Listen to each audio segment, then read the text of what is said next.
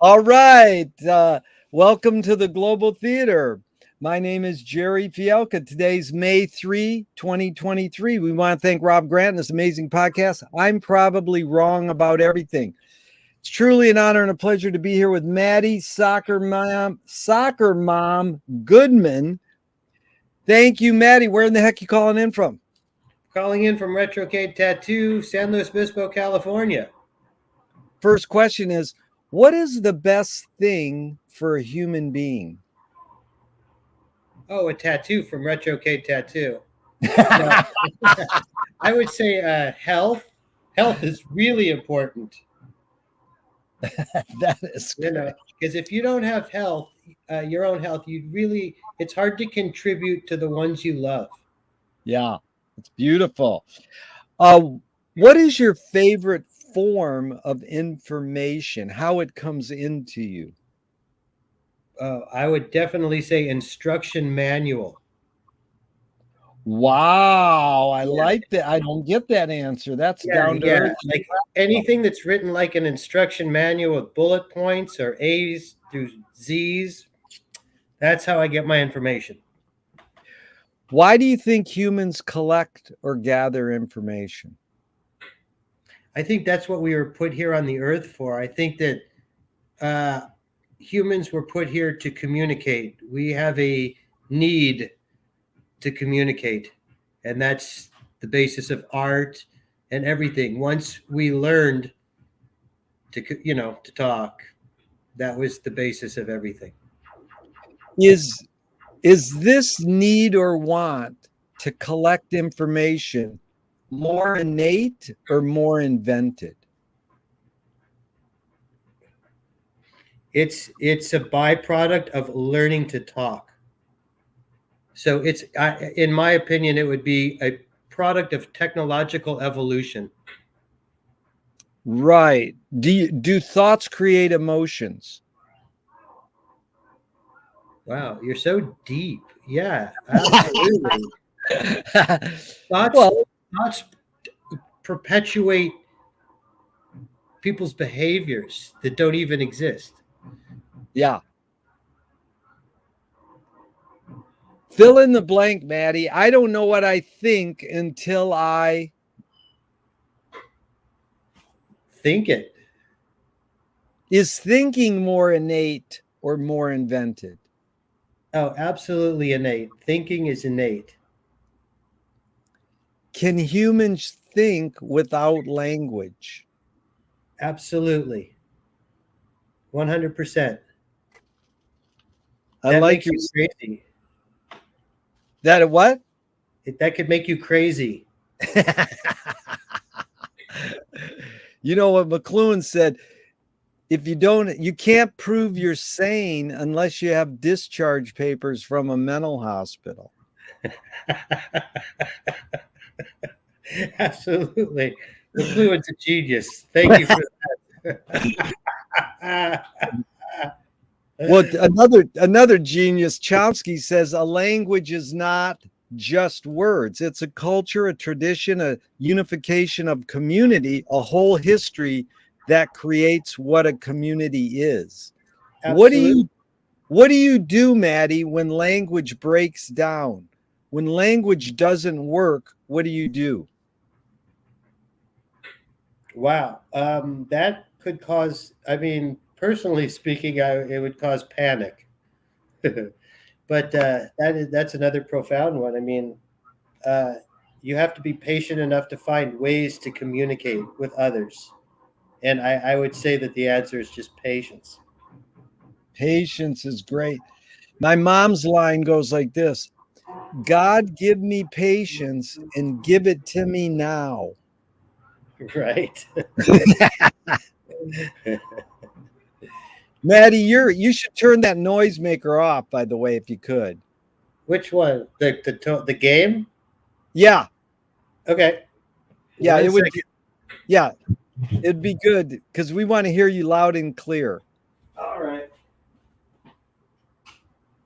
Oh, the things I have to do for people. There. Now we're all silent.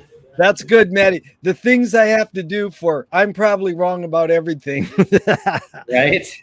Okay, Matty, your observations of humans in general. Are we more thinking beings or more feeling beings? Wow. Well, I would probably say we're more feeling beings because um, if we weren't, it wouldn't be so easily to brainwash. It wouldn't be so easy to brainwash humans. So it's easy to brainwash someone who's based in feelings because if Yeah. you're thinking, you have ammunition, you have a defense mechanism against that type of person or thought. Dude, you really get what I'm after. This is super cool. You're really articulate.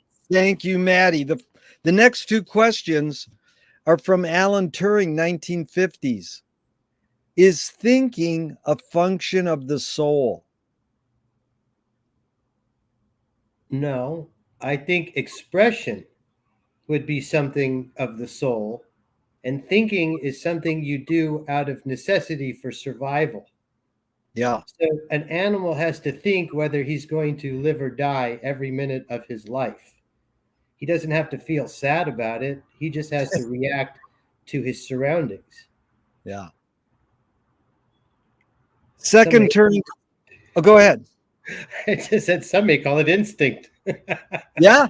Well, that's actually what I'm after in this series is your instinct, your guess, your intuition. I'm not trying to hold you that these questions are answered and that's your final questions are asked and that's your final answer. It's forever changing.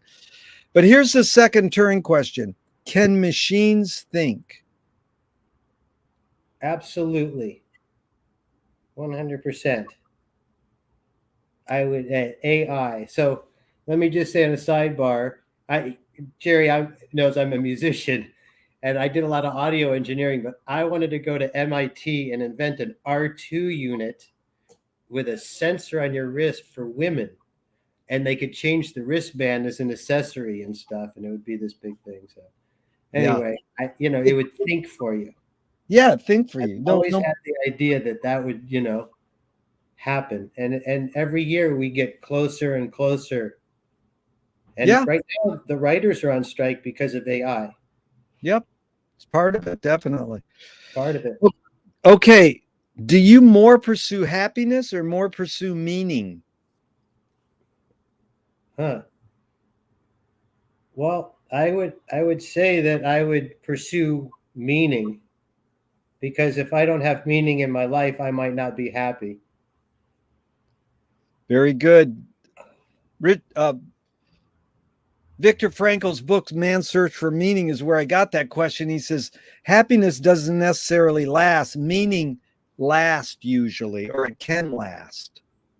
Absolutely. Does the brain more detect consciousness or create it? Like, is consciousness there bubbling away and we're detecting it, or are we more so creating it? Well, no. I would say that you create your perception of consciousness more so than anything. So if something is constant and there's 17 eyes on it, or 18, we should make it an even number. Each eye will perceive that line as something else.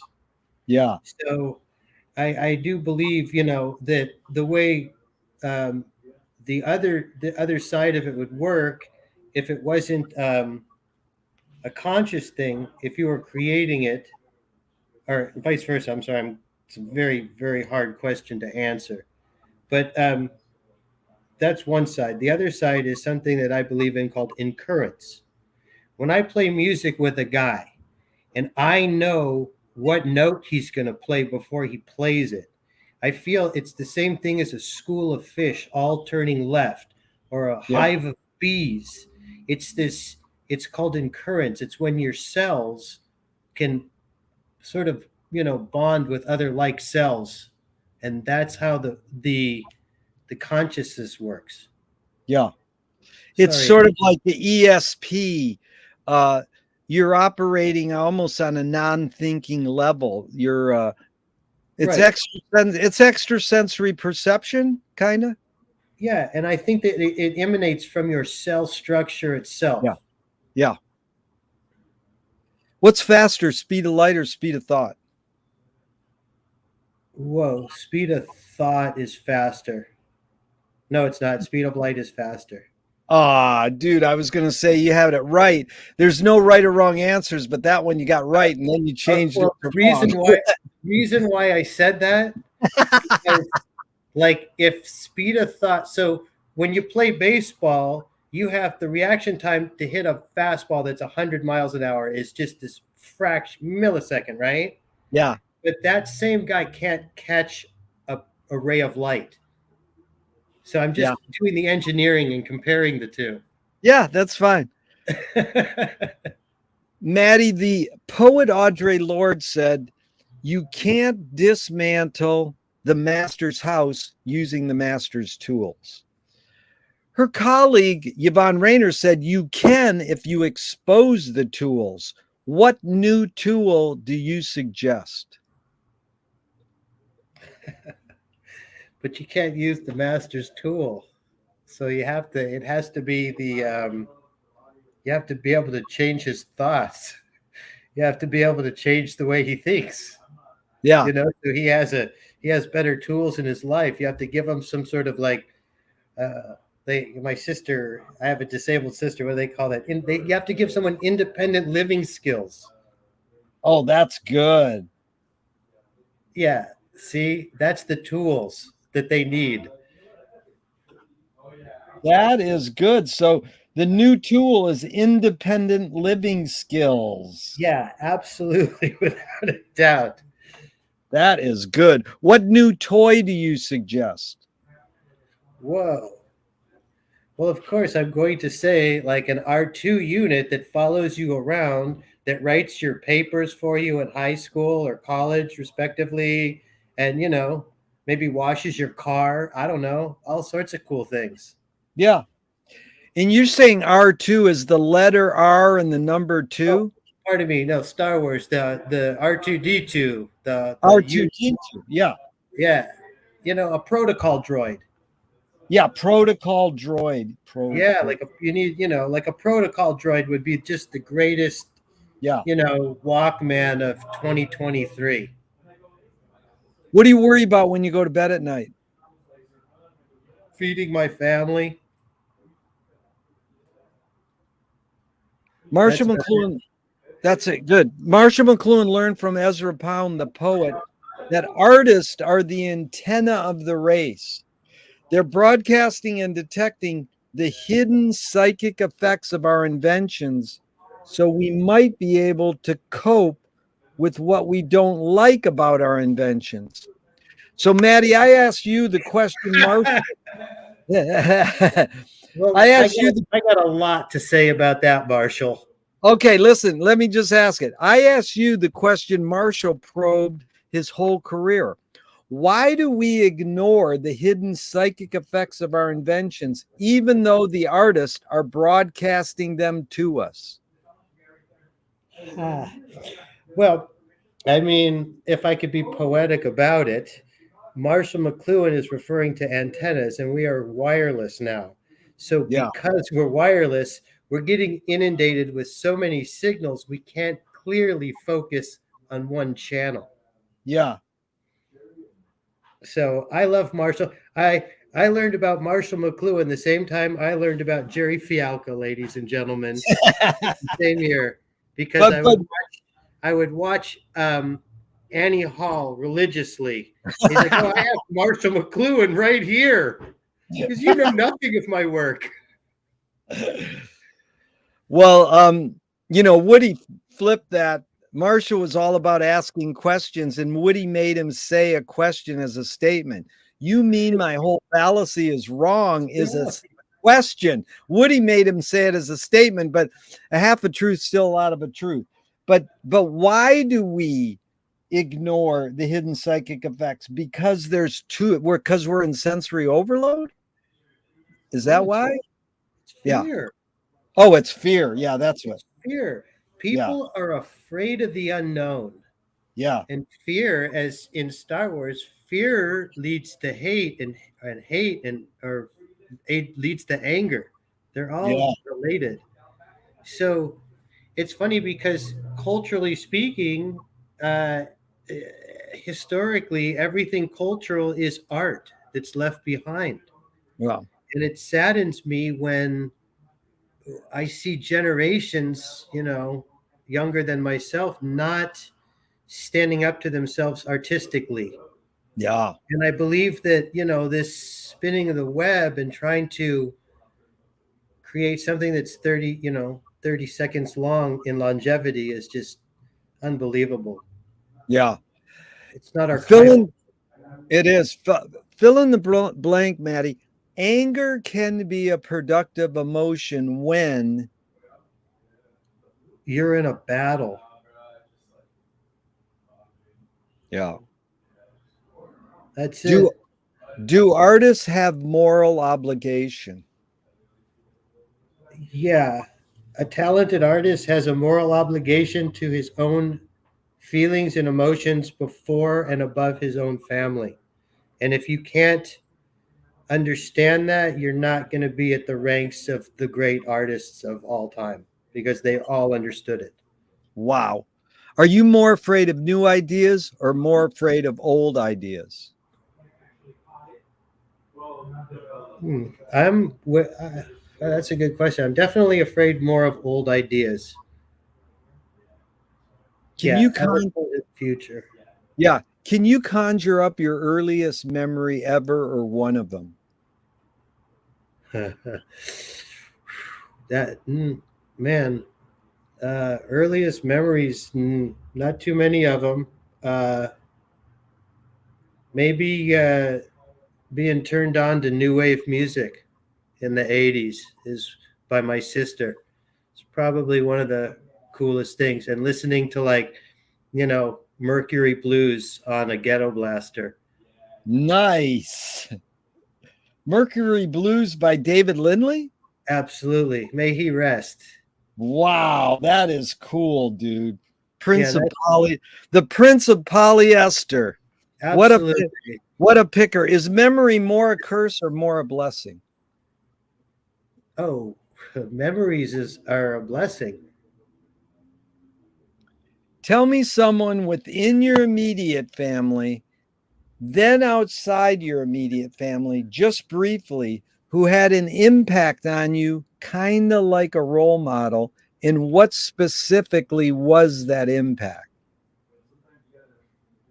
Yeah, well, outside of my family, first impact with my mom is a fine artist, and she was decorating a house, hired a painter to do some mural type of work, and he would paint like a sun on my hand and tell me I'm the sign of the sun. And I'm like, okay, I'm going to tattoo everything. That was it. The minute I saw Wow. him paint on me, I knew I was going to get tattooed. But my mom is a huge influence on me because my mom is a fine artist and she can do anything. She's very talented. And growing up, she played piano in the house, every night. I had books to read on Degas and Monet. I was encouraged to paint and I was encouraged to play music and act and whatever I felt creatively. My parents never ever encouraged me to go to college. Never. Really well put, dude. Did they raise you a particular religion? Oh yeah, I'm a total Jewish, and I got the Larry David sense of humor, the Woody Allen. I can knock them dead live. I got some good Jewish jokes. Let me tell you. Maddie, So do you pray?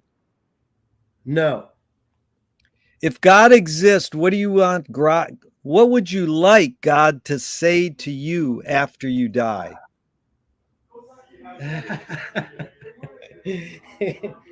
boy, you really fucked a lot of. No, I don't want to say something. I it's like I don't know, like good job, you made it. Like it's a real hard question, you know.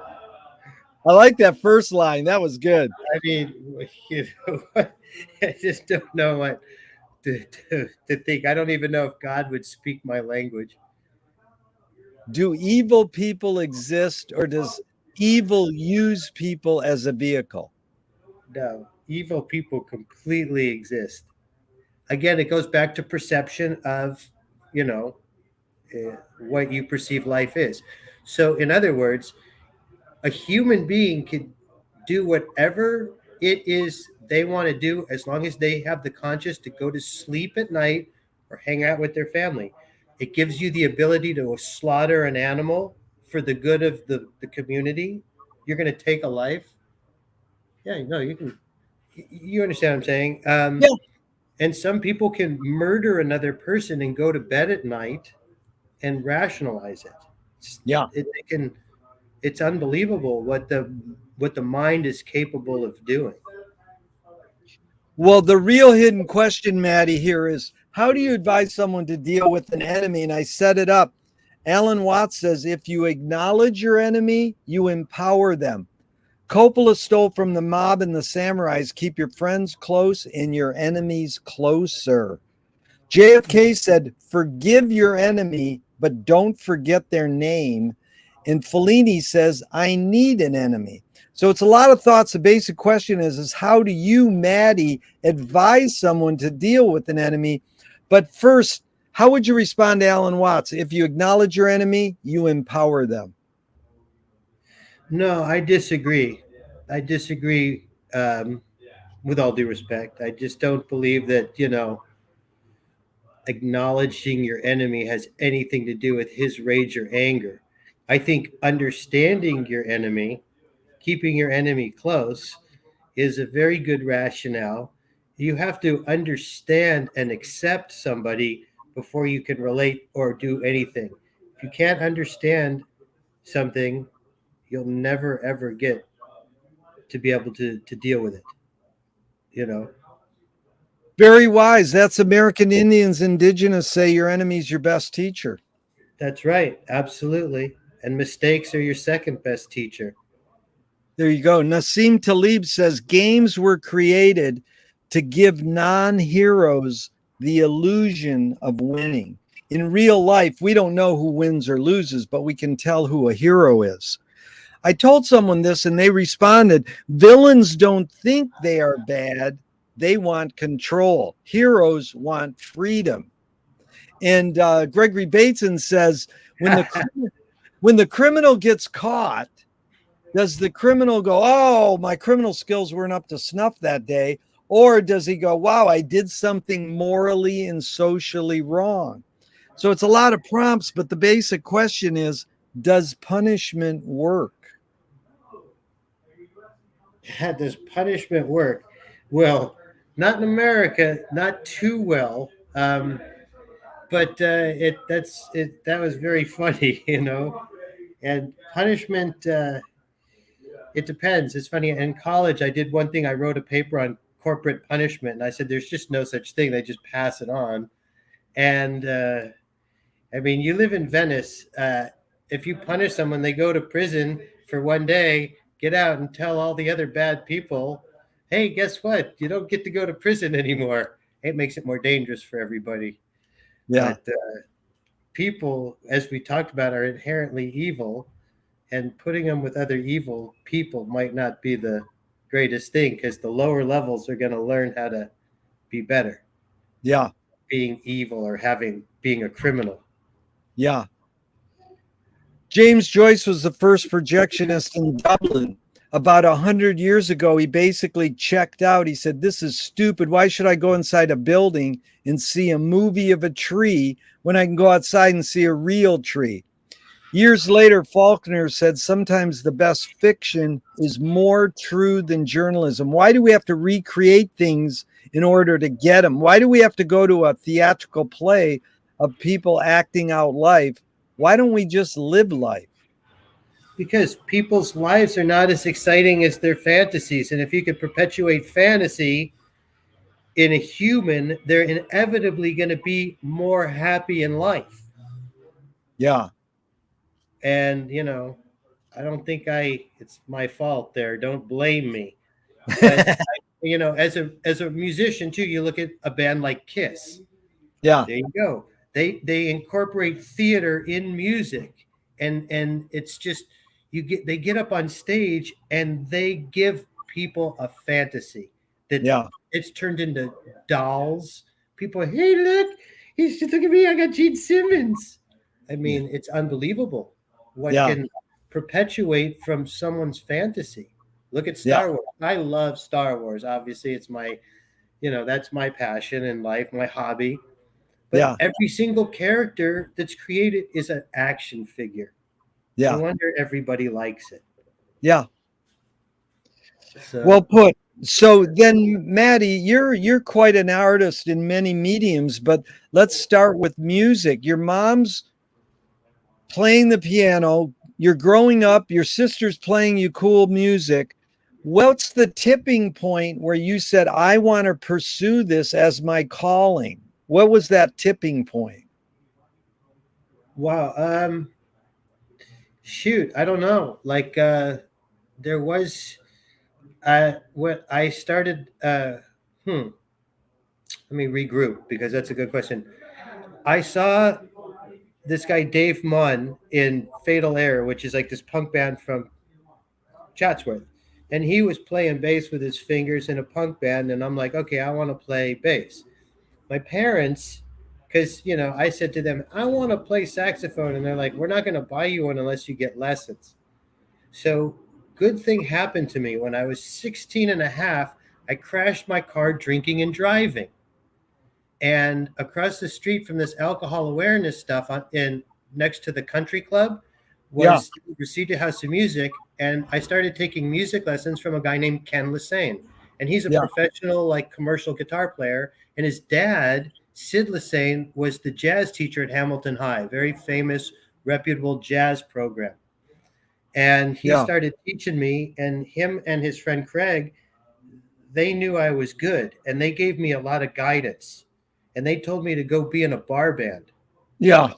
And I got into a bar band, and I was, 18, 19 years old. And when I started, and from there, a band called Horse, the whole name, this guitar player saw me and he's like, we need a bass player. And I wasn't old enough to drink. And I already was like out playing with these guys. And I'm like, hey, I'm like, this is it. I got it. But it wasn't until the MIDI bug. I always was into recording and organs and, like Ed Mann and Thomas Dolby. And that's what really kept me. The music was just a means to get inside the computer. That's Wow. it.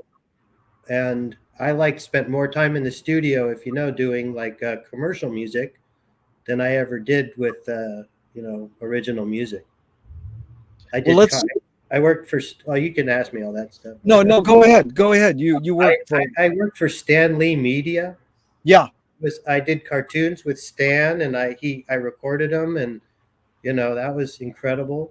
And I've worked with all these great different musicians because I've always been sort of an accompanying musician where I can read the gig and do the engineering and Yeah. sing and play and switch it around. And that's what I like to do, is just be the accompanist, make everybody sound really good.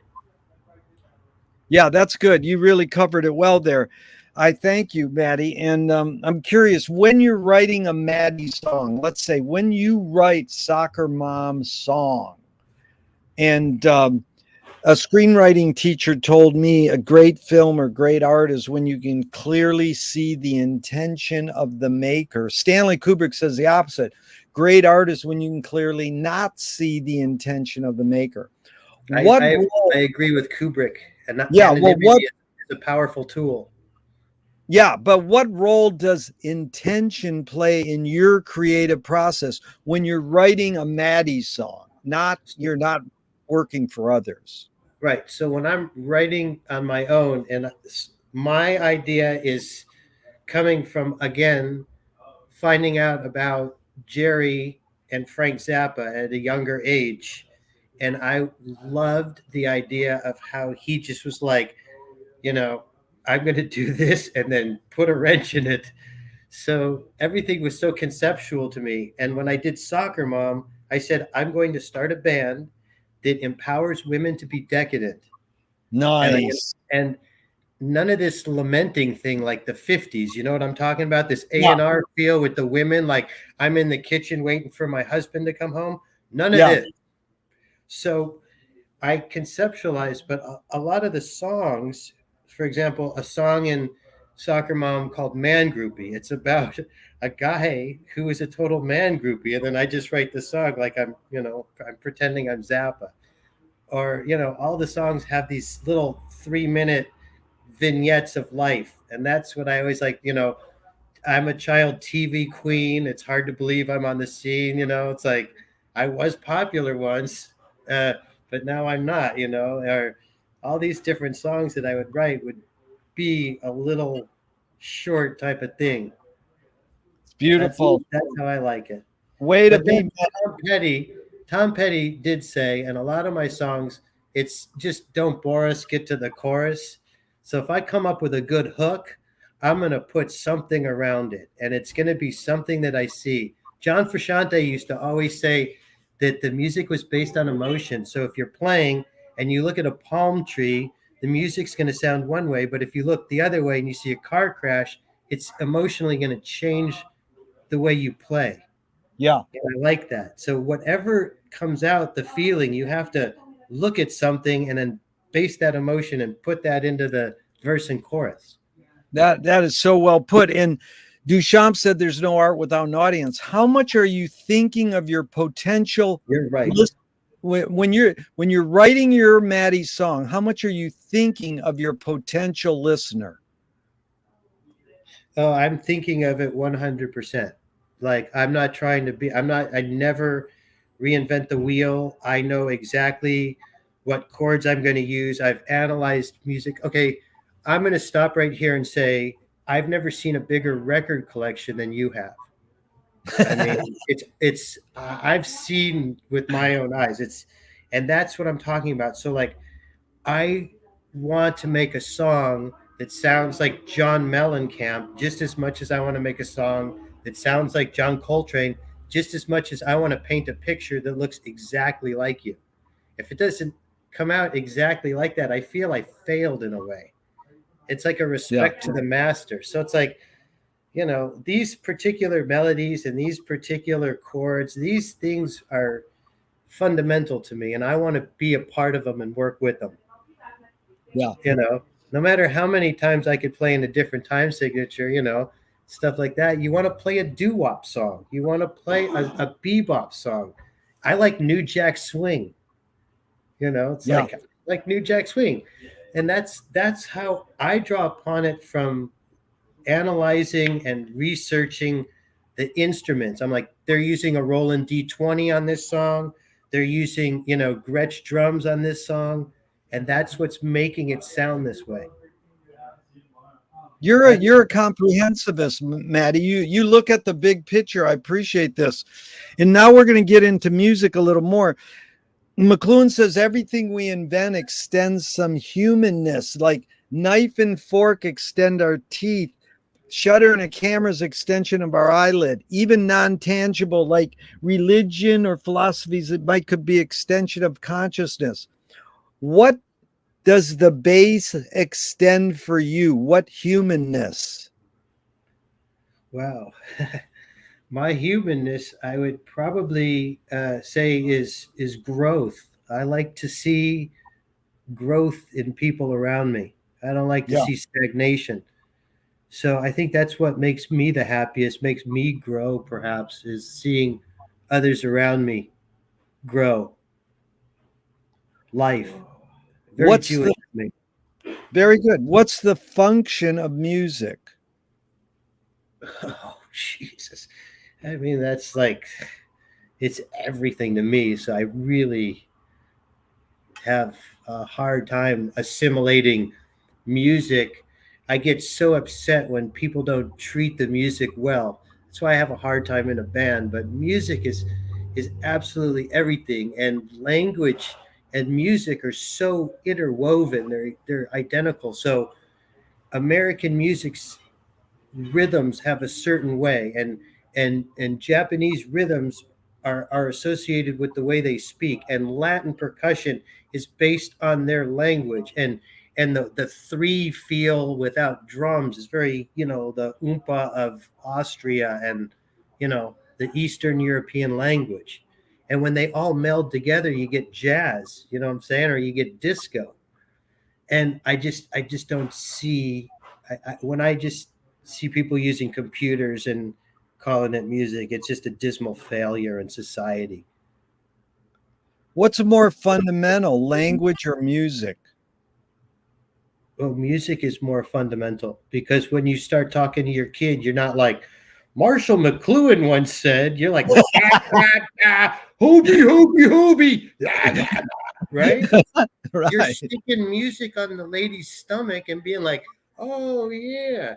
You're not putting, Kierkegaard on there being like, listen, you got to learn duality right now, because philosophy is your adversary, right? That's all created. Okay, back in the day, okay, let's go way back before fire. You couldn't speak before fire because your jaws were too tight. So all you did is grunt and beat two sticks together. That's it. Music was first. Yeah, That's it. what was the motive of the cave musicians, the cave artists? What's your hunch? What was their motive? I think the cave artist was purely like children's stuff, and we're making it bigger than it was. You're like, look at these cave drawings. It's like it was like a school for like 2-year-olds, you know? Same with, what's funny is we don't have cave music, but they did create it. We don't have a record, but we do have the cave art. What was the motive of the cave musicians? Well, they had sticks and stuff. We don't really know what an instrument really was. We But don't what have was any. the motive? You like Mickey Hart of the Dead said it was like, hey, they're coming to get our food. And they went boom, boom, boom. And that was like a warning. But who knows? It could be, you know, various motives. I'm saying, what's your Well, hunch? okay. Well, how about this one? Morse code. Yeah, Morse code is predates the phone, yeah, and Morse code is just rhythms attached to letters, yep. right? So I'm going to have to go with music first, ladies and gentlemen. Music first, ladies and gentlemen, That's very because good. we couldn't speak. We've had to have been able to communicate more with sound and rhythms. It's beautiful. You're anticipating all our questions, Maddie. You got ESP. I thank you. No, I studied you first when I was a teenager. I Facebook stalked you. The three, my friend says the three T's of music are technique, theory, and taste. You've learned how to play the bass, you know what chords and structure. How does one acquire taste? Whoa. Well, hopefully it's through the people that you're rolling with that give you some direction, some mentors. It's most of the time, I think your taste is also going to come from your environment. Again, with, like, if you're in the South and you're hearing certain rhythms and instruments and you're taught those, you're more inclined to go in that direction first. But your initial music and your interactions with other musicians take you in other places. They teach you other ways of playing, especially on bass. Being able to fit between a drummer playing, something, and a guitar player playing something, and making them complete linearly is a fun challenge. Challenge. Very good. So McLuhan also says, you anticipated this deeply, Maddie, and I'm impressed, but I'm curious your specific reaction. Marshall said, song is slowed down speech. The reason cultures have different musical taste is ultimately connected to language difference. Right. Yeah. Absolutely. I completely agree. And same with instruments. So, like in Japan, you have instruments that are based in quarter tones, where in America, we only have whole tones. It Yeah. works better with the Japanese language to have instruments that have quarter tones. Yeah. So it's really based on rhythm, isn't it? Yeah. Well, And that is the next question. Is Aaron Copland says the four elements of music are melody, harmony, rhythm, and tone color. First, how would you explain what is tone color to the normal person on the street, not in academic musical terms? What is tone color? okay, very simple. I'm going to break down tone color into numbers. Okay, we have 8 numbers. Okay, and within these numbers, certain numbers make tone color really well. 1, 3, 5. 1, 3, 5. You're going to hear this a lot in your life. If you take 8 notes and you play the first one, the third one, and the fifth one, the tone color will be also, it'll be linear and it'll also be a chord. You'll hear it. That's your tone color. You can have 1, 4, 5, but you'll find that a 1 and a 5 complement each other so well that you'll hear it all the time in any kind of music you listen to. Wow. And that's how I would say tone color. You really explained it well, Matty, and you should hear how people try to explain it. It's various, I get so many different explanations, and that was pretty dang articulate and well understood. Now let's Thank go back. No, I'm serious. I'm very you. serious, man. I appreciate it. You're a wordsmith. You do well with words. And going back to Copland's four, melody, harmony, rhythm, and tone color. How do you navigate the four when you're writing a Matty song? Is there something you stress? How do you integrate and navigate those four? Well, first you find the formula in which you want to put those four um, equations into. Okay, maybe it's a 6/8, maybe it's a waltz. Then you're going to take your foundation, which is your base, which is linear, and then you're going to do all of your tone colors with the colorful instruments like violins, which are strings, or brass, which are horns.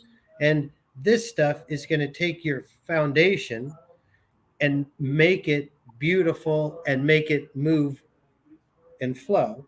Then when you add percussion, you're exaggerating certain pieces to create emotion and tension with percussion.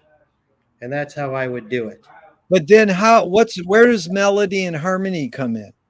With all the brass. So like if I'm playing, I mean it's so dry. If I create a song, like if you take a 1 4 5 in A, like a blues progression, I'm going to know exactly how to make an A7 with horns, like right off the bat. It's just, I've already done it so many times where I'm painting a picture with it. So I Yeah. know, okay, so I'm going to put a bass vocal here and I'm going to make that a third below the one, as I was telling everyone. And I'm just going to play with those numbers until harmonically it's beautiful. And I mean, I'm making it sound hard, but that's what that's what all the meters, as you're talking about, it's just four guys that are putting those patches on the tire.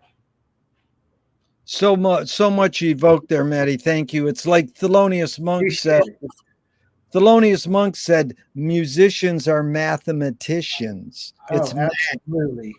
And he also said there are no wrong notes. Any comment? Oh yeah, there's wrong notes, all right. Yeah, I've been to those jam nights several times. You know, there's really, if you as a bass player, if you're playing in the right key and you're in the right time, there are no wrong notes. So if you're playing something standard and I'm reading the music, I am not going to hit a wrong note. Might sound funny, but it's never going to be a wrong note. No. So Miles Davis will never play a wrong note because he knows every single note he's supposed to hit in every single key before he got there. ESP again, Matty. That's the next question. Miles talks about the space between notes. In fact, Absolutely. George Clinton and Bootsy said, funk is the absence of. How do you navigate sound in creating dynamics? When do you know not to play? Easy. You identify the upbeats and the downbeats. So if everyone's going bam, bam, bam, bam, bam, bam, bam, see, you know where the stops are going to be, right? So if you got a melody that's on the down, you should know where the air is about to occur. And then it's like taking a breath, and I totally get it. But you identify the ups and the downs, and then all of a sudden, you just got your melody of air on top of that. But it does. And it goes the same when you're on stage. If you play a song so good, you stop and there's this air between the stop of the song and the applause. And that's the best air of them all. Yeah. Because people are like, wow, that was great. Yep. Very Tell cool. me, thank you. Tell me an instrumental that makes you laugh. An instrumental that makes, I would say like a Zorba the Greek by Herb Albert. Yeah. Right?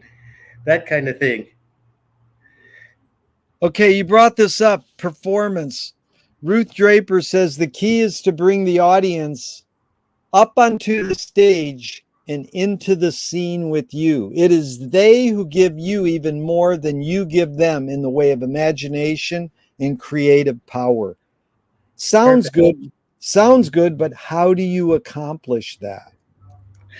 Well, in a song by Soccer Mom, I'm pretty sure it's Marijuana. That's the name of the song. It says, first I create a scene, then I show up late, then I come down like a rocket or an arrow. If you're going to create a scene, you got to be the drunkest person at that scene. And if you're not, you will not be the leader of the secretaries and the people that live vicariously through your decadence. If you can't display or be real with your decadence, such as an Iggy Pop, I don't believe that you should be taking people's money on stage. You really nailed it, because here's Leonard Cohen. The only way you can sell a concert is to put yourself at risk. And if you don't do that, people know. Amen. Absolutely. What role does risk play for you? Oh, 100%. Because I mean, if I'm going to perform and someone's going to pay to see me perform, boy, oh boy, I'm going to go balls to the wall. And I have really bad stage fright. So that's why I'm not this huge rock god like all my friends. I hate touring. I like the comfort of the studio with some Gatorade and a little box of cereal and, someone there. It's fun. But when I get on that stage, I'm so nervous before a show. I get all charged up on Jack Daniels and I'm on autopilot. And I look back and I'm like, yeah, that was great. And I made a movie. If you all want to see it, it's called Soccer Mom, the movie. You just look it up and watch it. It's about Soccer Mom. And it's more or less a mockumentary. Geza X is in it. And but it shows the reality of how we feel about it. It's fun. It's on your channel. We linked it to us. And here's one more about performance. Viola Spolin, she invented improv pretty much and spawned Second City.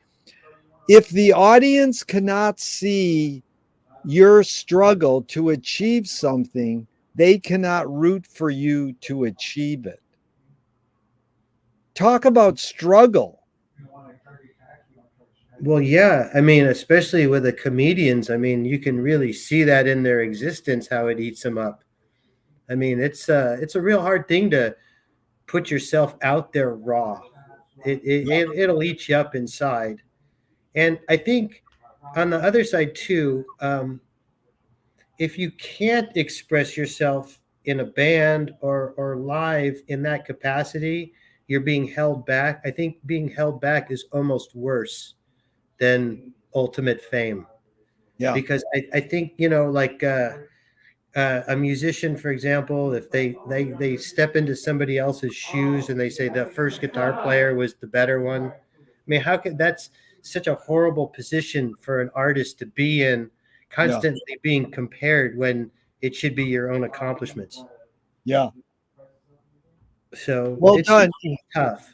Yeah, it is tough. And here's another statement I'd love to hear your feedback on, Matty. This is in the LA Free Press in 69. They asked Frank Zappa, you mentioned Pauline Oliveros' work with sound above the audio and below, creating a mass. And Frank said, not that it created a mass, it created something audible. It produced a sum indifference tone, which happened to be located within the audible frequency range. By combining something so high you couldn't hear it and something so low you couldn't hear it, it yields something in the middle that you could hear. Whether or not you like what you hear in the middle is another question. The concept is brilliant. Can you talk about this idea, some indifference tone, higher and lower? Wow. Excuse me. Wow. I'd have to think about that second, because I would only, if I have to analyze that and be Mr. Sound Engineer, I would almost say that it would come from a harmonic. So if people don't know what a harmonic is, I told you 1 through 8. Whenever you play one note, above that note that you can't really hear are those 8 notes ringing harmonically. Yeah. Like this. And if you tune your ear, you will either hear things or you will cancel them out. And I can't control which one will happen. Yeah. But like, people who listen to, white noise, for example, or it'll cancel out certain tones. That's why people listen to it. So if something could cancel something out and make nothing, then something could do the opposite. 100%. Right. There's always an equal and opposite reaction, as Einstein Right. said. Is that close? Is that close to ghost note? Is that different? No. A ghost note would almost be like a overtone that happens like a 30-second beat, 30-second note before another instrument. Like on bass, when you go bump, that ghost note before it. It's like a grace note. Yeah. Bop, bop, bop, Yeah. bop, bop. Yeah. Bass players like Lewis Johnson is my hero with the grace notes there and the ghost notes. Oh, Very good. I got one thing to say that's pretty interesting about music that I've been thinking about, though.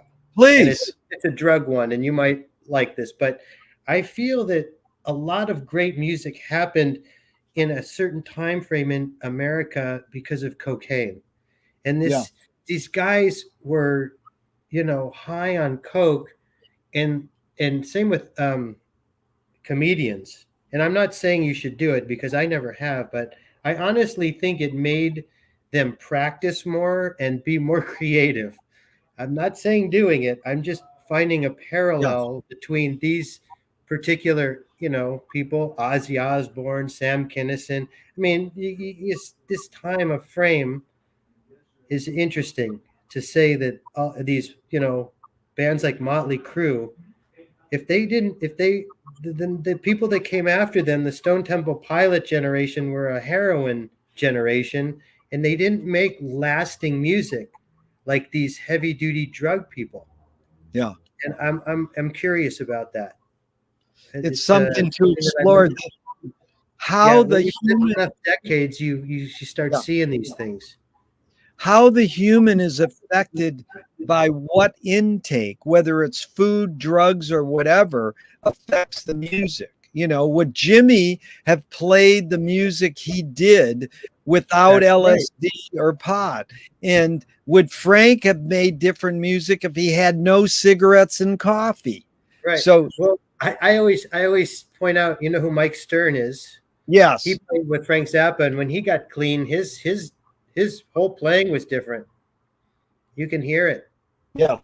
He wasn't as aggressive. Well, here's Ben Ratliff, a music writer, and I'm curious your thoughts, Matty. I mean sound as it has long functioned among jazz players as a mystical term of art, as in every musician finally needs a sound, a full and sensible embodiment of their artistic personality, such that it can be heard at best in a single note. So me and you could hear Miles and go, that's Miles. And Ben would go, he's fragile and pointed. 2 words. He'd go, Coltrane. Oh, slightly undercooked and urgent. So if a writer, music writer, was going to describe Maddie's sound in 2 words, what 2 would you feel they got it? You would be honored they picked those 2 words. Kind of poppy. Kind of poppy. That's good. That's would be really pretty cool. That Kinda is cool. poppy. I like kinda. That's a good adjective. Yeah, like Katrina and the Waves.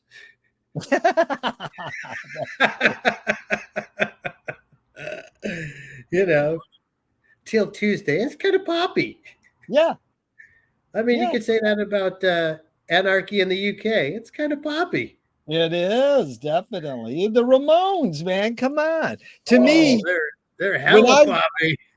when I hear Soccer Mom, it sounds like early Beastie Boys meet the Ramones.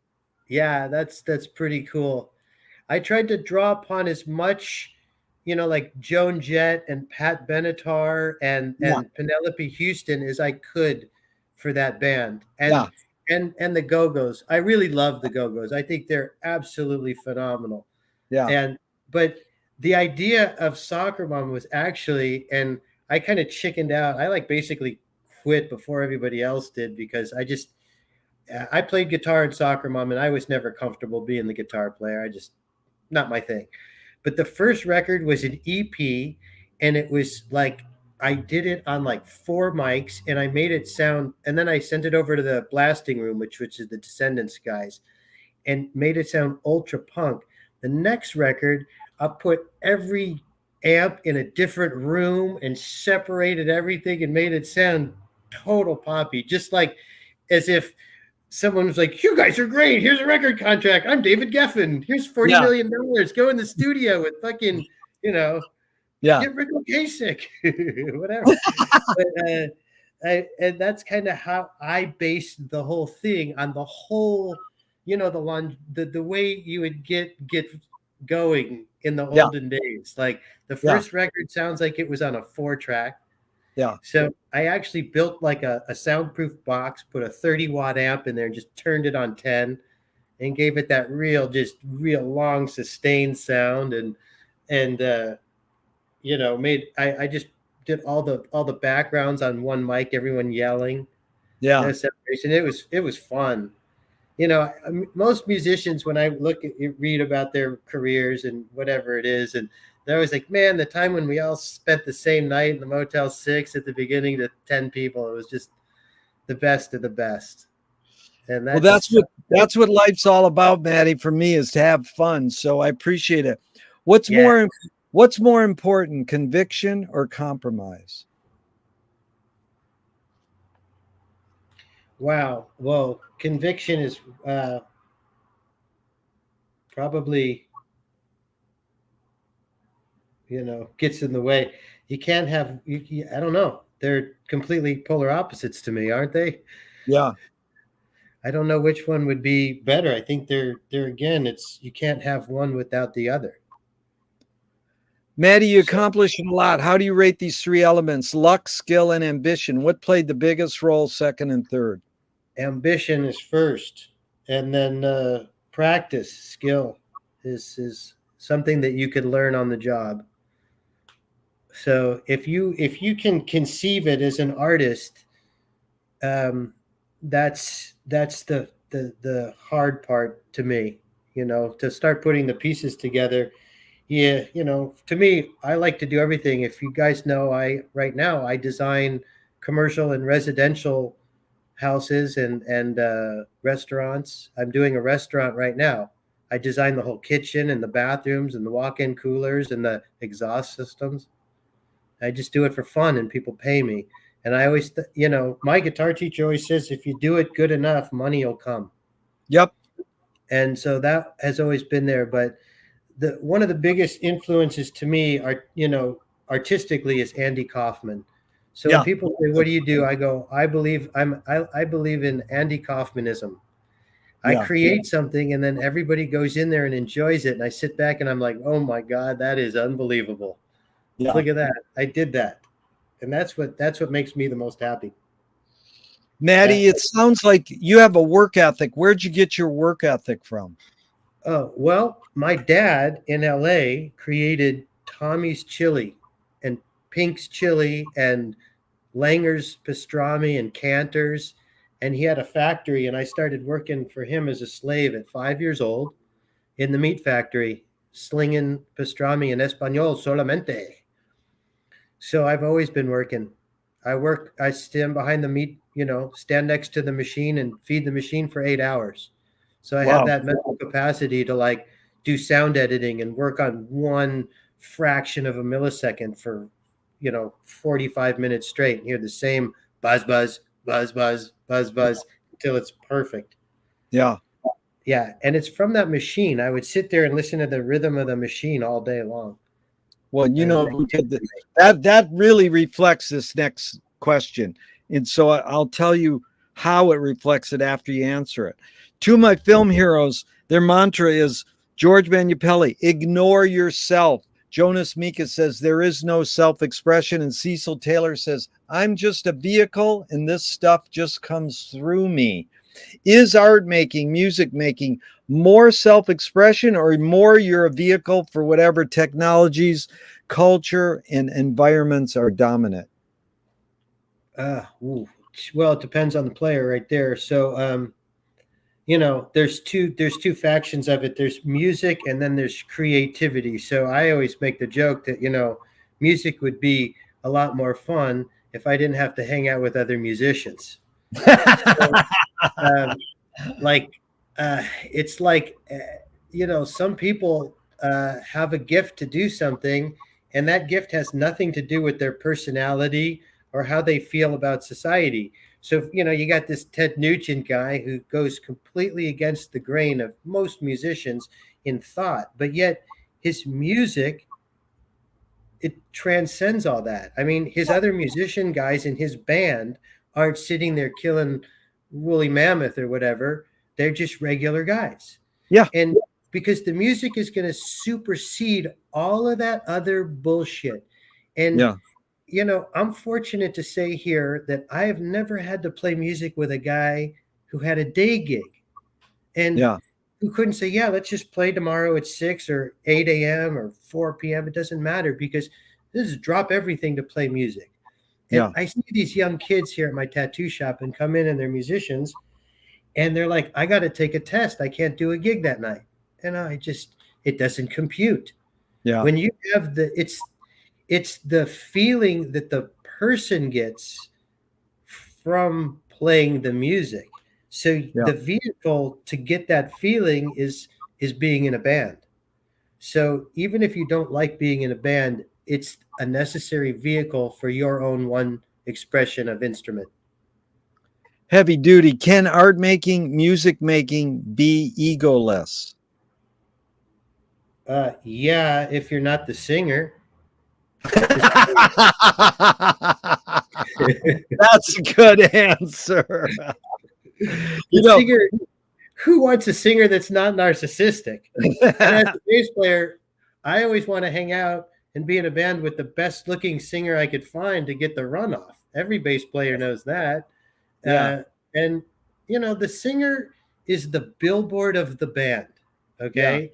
He's up there swinging the flag and telling everyone how great he is and taking his shirt off so you could play bass with a drummer. I mean, let's be real.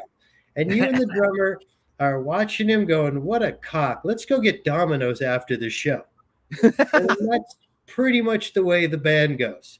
And the guitar player come up to the bassist and the drummer, he's like, I'm great. Look at me, I soloed. And we're like, great. We sat there for 25 minutes while you come in the one on our three.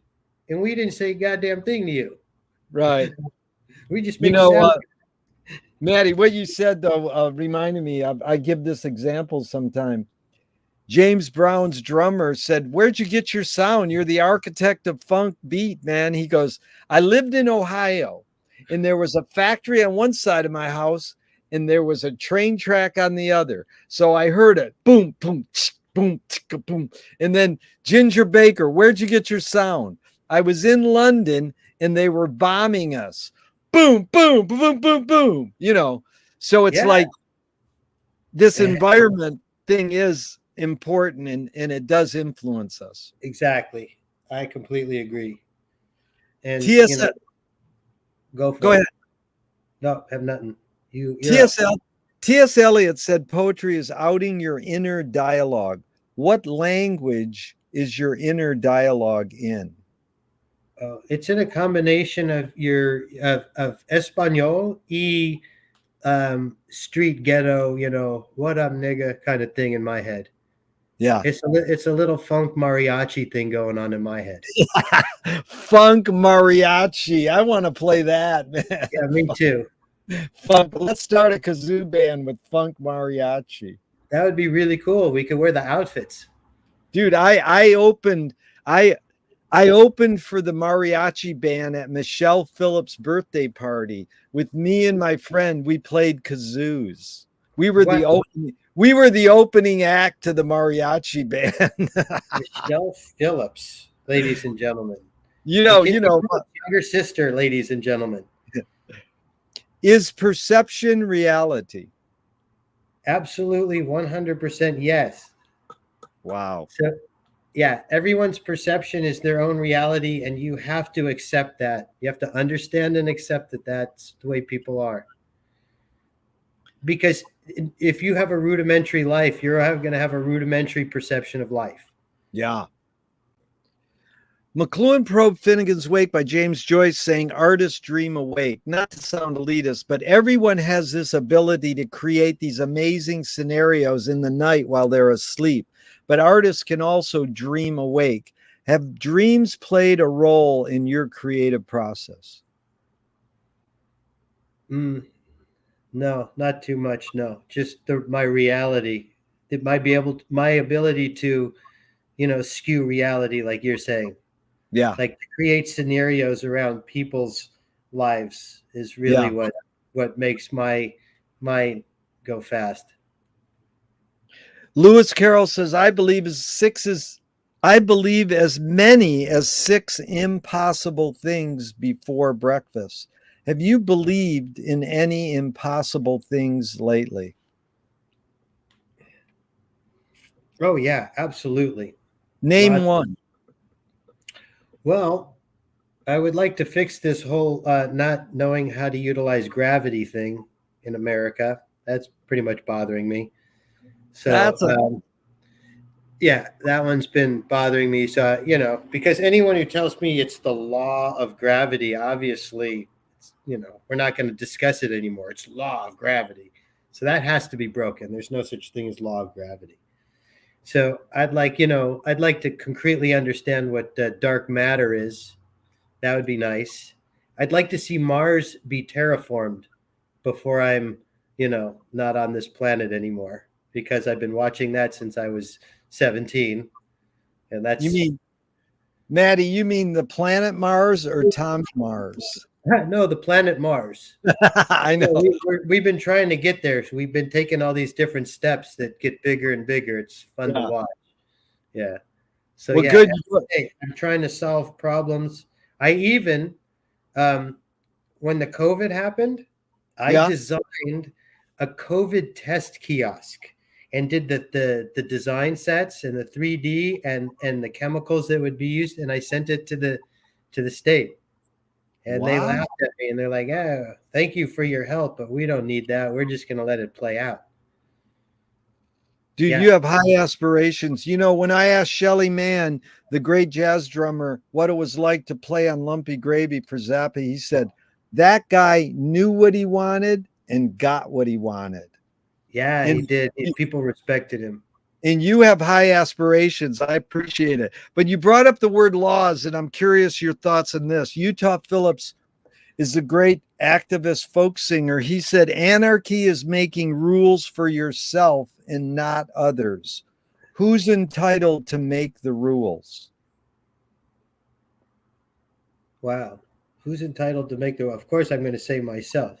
In my RetroK tattoo here, is my sovereign nation. I have my old school vaping going on, ladies and gentlemen, old school vaping. And I believe that whoever makes the laws should watch out for a guy like me because I read instruction manuals like there's no tomorrow. I'm going to figure out everything wrong and every loophole. And I'm not the only one. There's guys like me who are going to read your stupid laws, come up with ways around them. That's the Smart way it man. works. What's the difference between rights and responsibilities? Oh, well, let's say it's your responsibility, to keep your neighborhood clean, but it's your right as a human to consider other people that live around you. So like if you want to like be good, you have to understand that it's your right to be neighborly. What's the difference between rebellion and revolution? Oh, wait, so rebel and revolution? Rebellion and revolution. What's the difference? Oh. Wow, a revolution, I would say a rebellion is something that would be, like a revolution is something that doesn't have to be like militarily, done militarily. Yeah. A revolution could be anything from women not wearing a bra to black rights. You know what I'm saying? Anything could be a revolution. The first black president of the United States is revolutionary. Yeah. Right? But rebellion is straight up like, completely the opposite in my opinion. Like, so instead of liking having a first black president, you want to rebel and hate everything about all black people. Yeah. And that's fucked up. Well, this socialist John Basil Barnhill said, "When the people fear the government, you have tyranny. Where the government fears the people, you have liberty." V for Vendetta, the film in 2005, paraphrased it. People should not be afraid of their government. Governments should be afraid of their people. How do you personally handle false fears like the war on drugs? You can't have a war on drugs because drugs don't fight, and you can't say no to drugs because drugs don't talk. So there's these. No, you can say no to drugs. I mean, I can explain this to you. You say, Yeah. "Oh, no heroin on Friday." Okay. Oh, it's Tuesday. I don't smoke weed on Tuesday. It's really easy to say no to drugs. Yeah, no, I know what you're saying, and I was saying it metaphorically because you got a taste of it. It's metaphorically, you can't really have a war on poverty or a war on terrorism. So they create these false fears. How do you personally handle false fears? Well, I don't personally have very many fears when it comes to those things. I like I in Apocalypto, they said don't bring fear to the village. So, and Yoda said, fear leads to hate and hate leads to anger. So people Right. who are afraid, and terrorism is not an act of violence, it's the act of fear that the violence evokes after it was done. So Yep. I tend to understand what the ramifications are and not be afraid of them. Because if you can find a solution rather than be afraid, you're going to benefit yourself. Yeah. Very good, Matty. Tell me one major element of your mattiness your creativeness that's changed in one major element that stayed the same in the many years you've been doing all this? Well, I would say my love for stringed instruments has never ever changed. To see a beautiful stringed instrument is just, something that gets me every time. Or just the way, um, something that I've created, I look at it and I say, wow, like, hey, I made that. That's pretty cool. I never think, I can't make something, but it just takes me back to what year I made that. So I've been making abalone jewelry, and I got these sculptures here. I should show, but I make abalone jewelry, and I take records and I make abalone and record sculptures. Nice. And I make them. I just don't ever want to sell them. Oh, I give them to people. I just that love for being creative and just naturally an artist, what's changed over the years? Is there one element that's changed? Thankfully, I'm going to say no. I've done so many things. If I've owned 2 hair salons. I owned a restaurant. I own this tattoo shop now, and I do all this promotion, and I draw, and I just I've set up my life, and like I said, I've always had support when I'm like, I'm going to do this. But it's the discipline of being able to start at the bottom Yeah. that makes me like my of doing art. So Yeah. when you start a project, you're always starting at the bottom. Yeah. And it's cool to watch something manifest, whether it's your knowledge, your record collection. Hey, we're collectors, so I like to have that ability, collect the ability to do different arts. Yeah. So, Matty, Moshe Feldenkrais works with healing and movement. He says it's literally possible to identify a weakness and incorporate it to become a strength, rather than we're normally taught to overcome a weakness. Tell me a weakness you turned into a strength.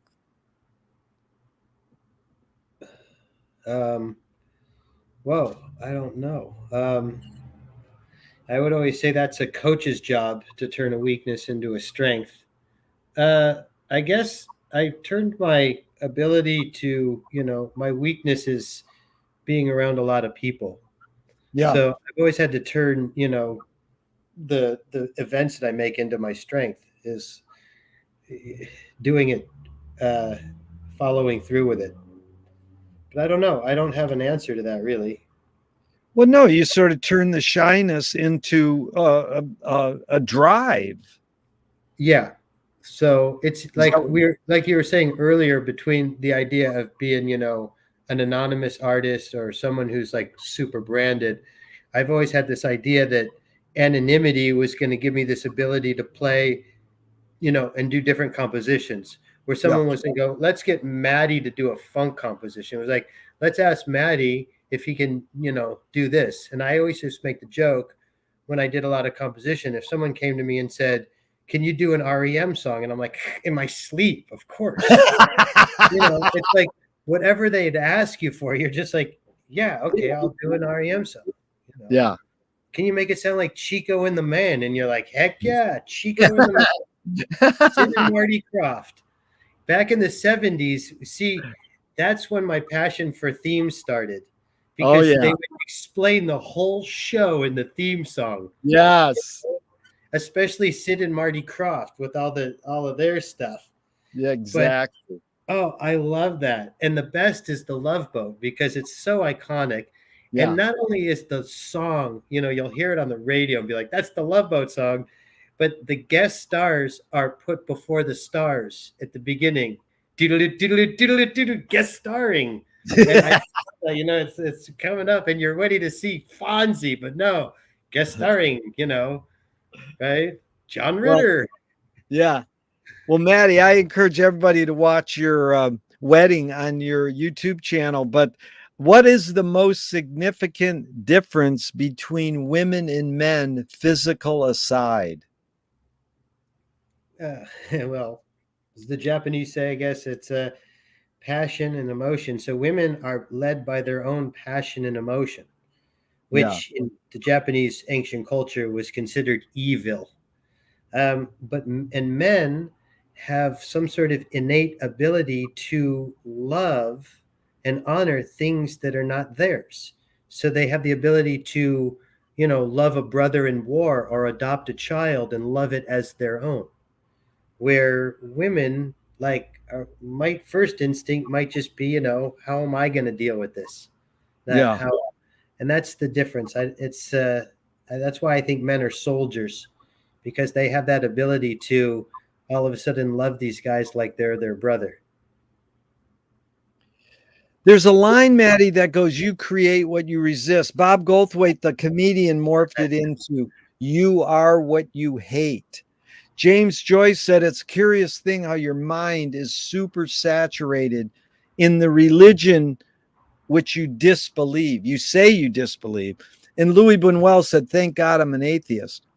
So I'm curious your thoughts on this line. You create what you resist. I'm not saying you, Matty, but one creates what one resists. Any thoughts on that line? Well, I guess if one didn't create what they resisted, you wouldn't have controversy in what they create. Yeah. I mean, if that's an answer. But yeah, I would think that if people tend to dwell on things they hate, and they Yeah. might know them very well because they're obsessed with things they hate. Yep. They hate about themselves. I'm fat. I'm fat. Oh my God. You Yeah. know, so that's, yeah, humanity. It's after that, the movie Idiocracy, that I've lost all faith in mankind. Yeah. That's the greatest movie, though.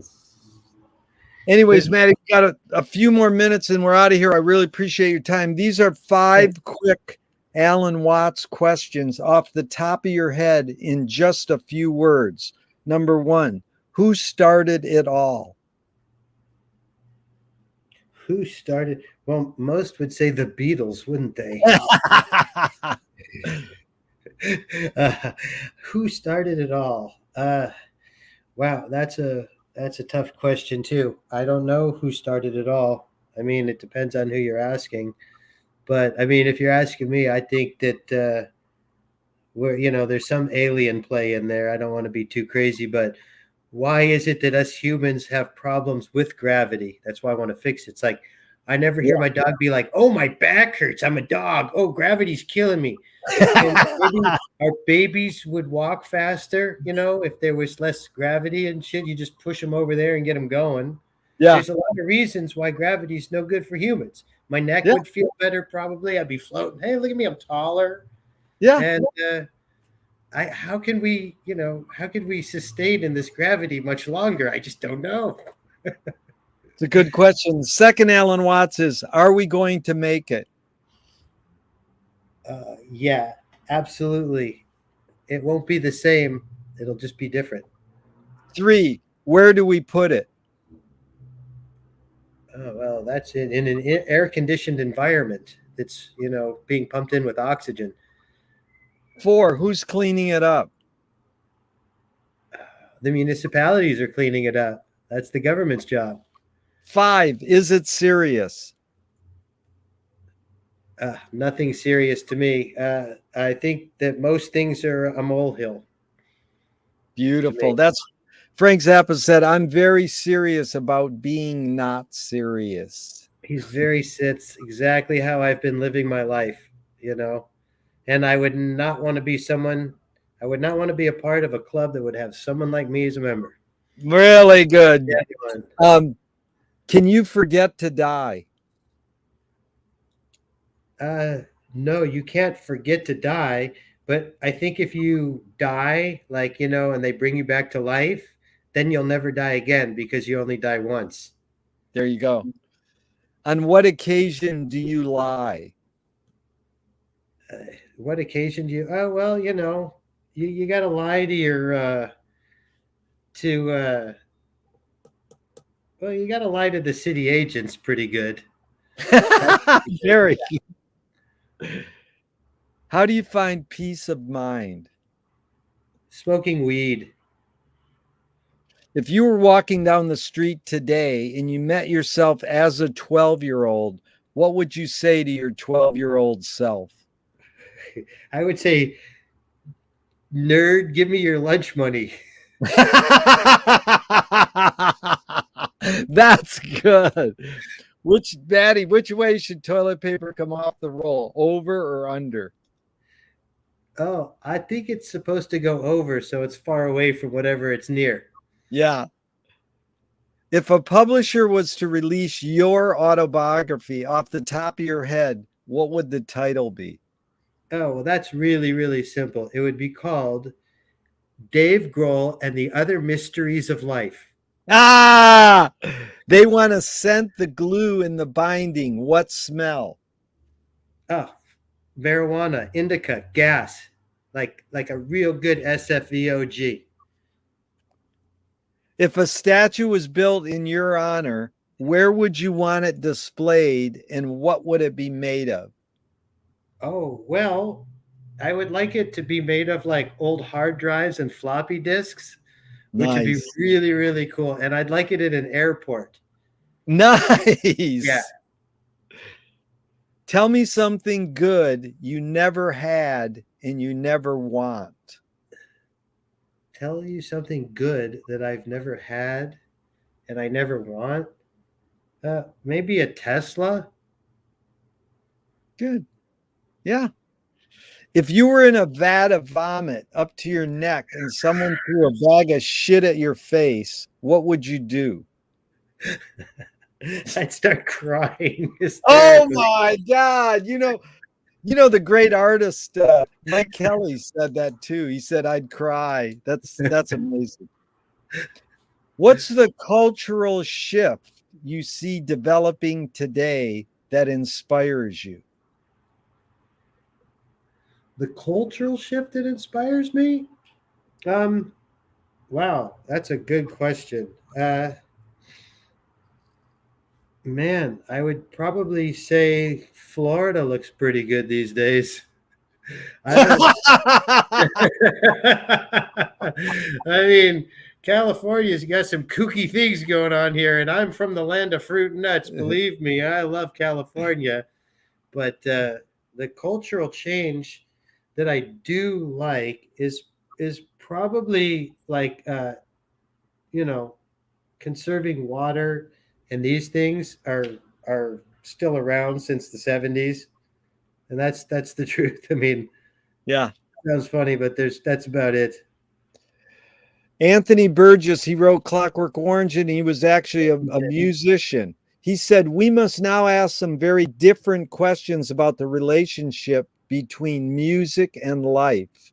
Yeah. What question remains unresolved for you? Well, we could go, call back. Dave Grohl, how did that guy do it? Like he's,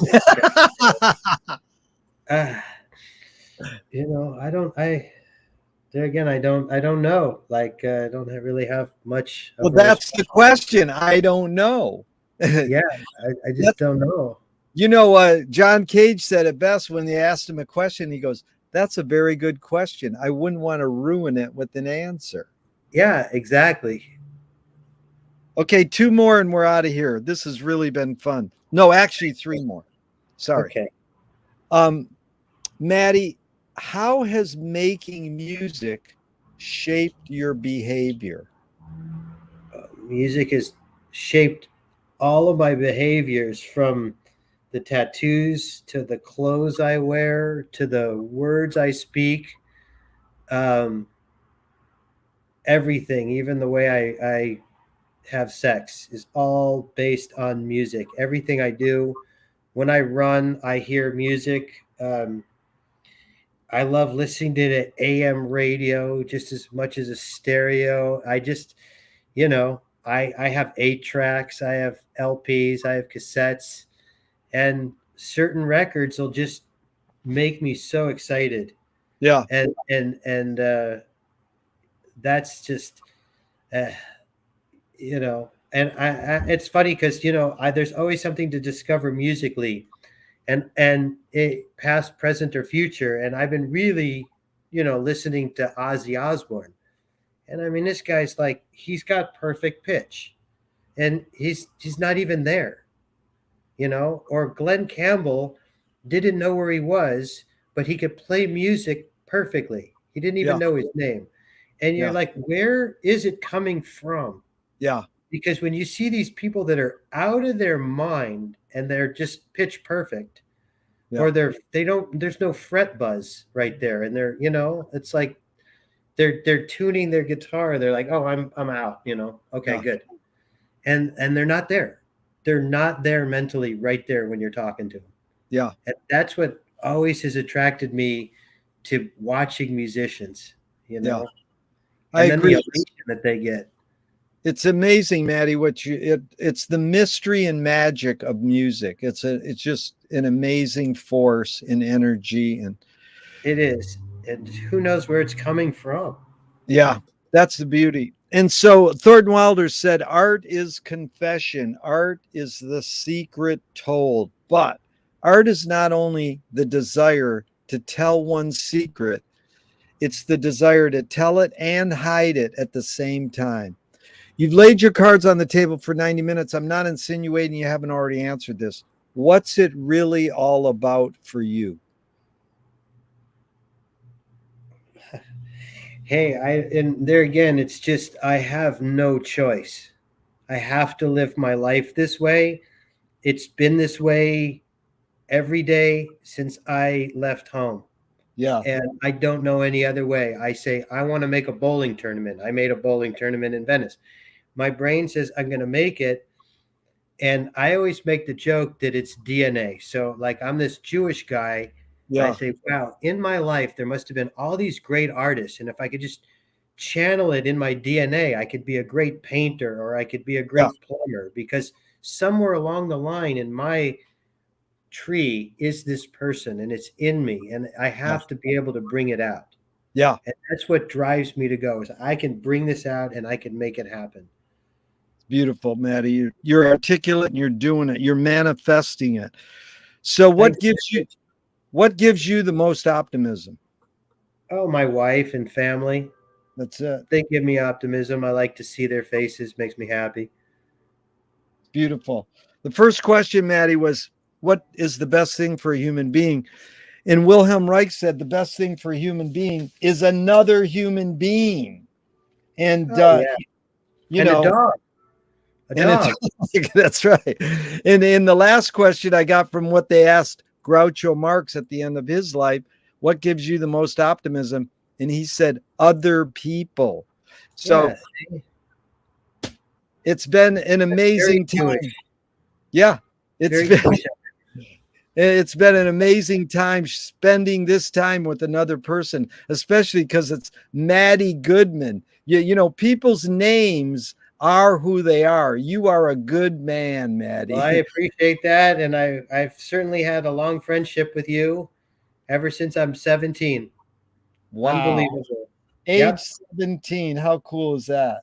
Yeah, a big influence in my life you are, and I thank you for that. You've given me, a lot more direction in art and a bigger scope of what it could be other than, the meat puppets.